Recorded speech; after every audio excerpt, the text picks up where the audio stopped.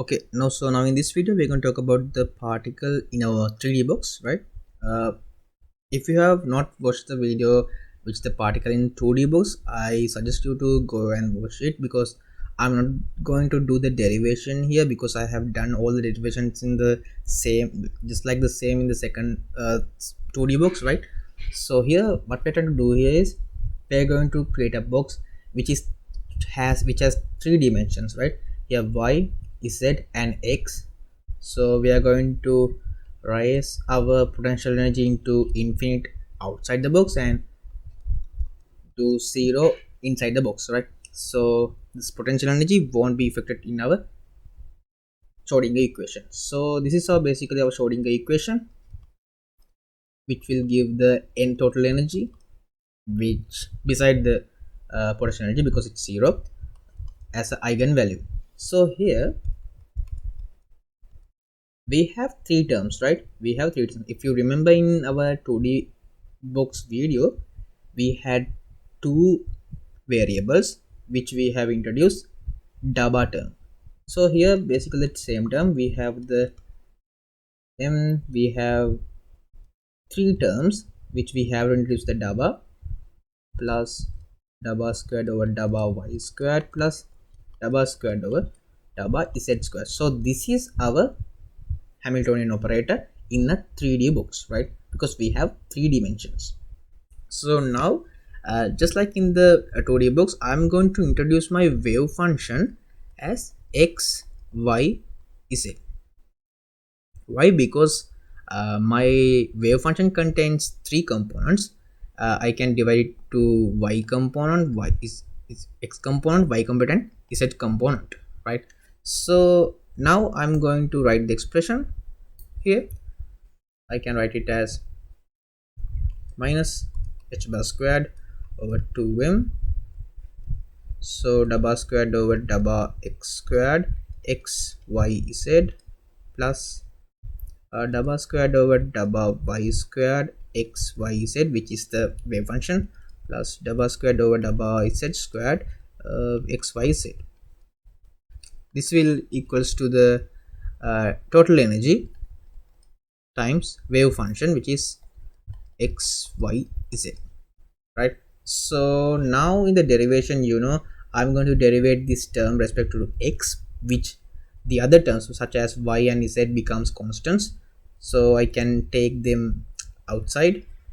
H bar squared over 2m, I'm going to take the constants outside, so we have y and z as a constant over here, double x squared x, plus here we are going to do the derivation respect to y, which becomes the x and z as a constants. So what about y squared, which is y, plus here the same thing we are going to derivate based on the z, so which becomes the x and y constants, double squared over double z squared, which is z, the total x y z.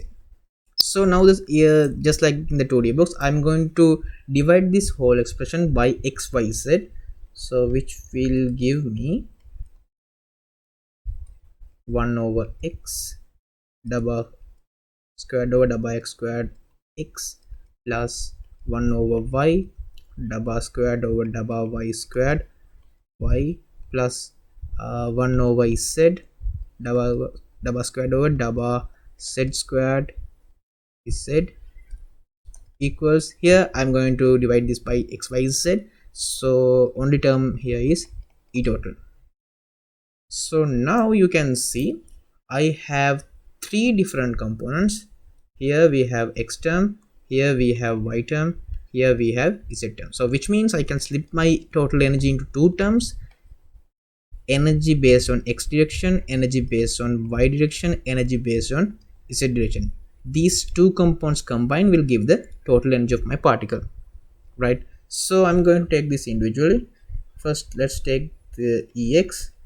I can write it as 1 over x minus h bar squared over 2m times double squared over double x squared x, and I can write ey term as y 1 over y minus h bar squared over 2m double squared over double y squared y term, and I can write ez, which can 1 over z minus h bar squared over 2m double squared over double x squared z term, right? So in this video I'm going to do the derivation because I have done it in the same, just like the same in the 2D box. So you have the link upside the video in here.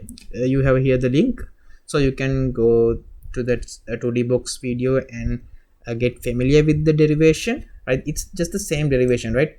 Here you can see that the same function we have obtained here also, just the term is varying, right? So the same derivation, it's very simple. So I'm just going to put the expression over here. We will have energy expression after the derivation, just like h bar squared over 2m times phi squared times n1 squared over l1 squared, right? Here the same thing, ey equals h bar squared over 2m phi squared n2 squared over l2 squared. So here ez equals 1 h bar squared over 2m phi squared l2 square l3 squared and n3 squared, right? So after substituting this my h relationship, right, you know h bar is h over 2 5, I can substitute for these three expressions, which will give me ex as h squared over 8m n1 squared over l1 squared, and here ey term I can obtain as h squared over 8m n2 squared over l2 squared, and I can obtain ez term as h squared over 8m n3 squared over l3 squared, right? Okay, now I can get the total energy by combining those threes, right?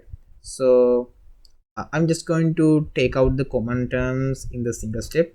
So h squared over 8m, inside we will have n1 squared over l1 squared plus n2 squared over l2 squared plus n3 squared over l3 squared.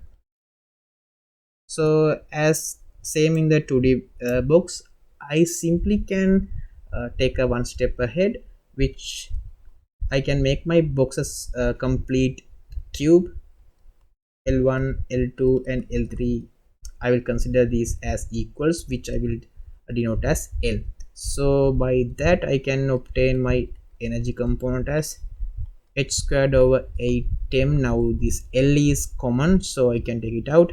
L squared, only thing left in the brackets is n1 squared over n2 squared plus n3 squared. So this is my total energy term in a 3D box. This is for 3D box.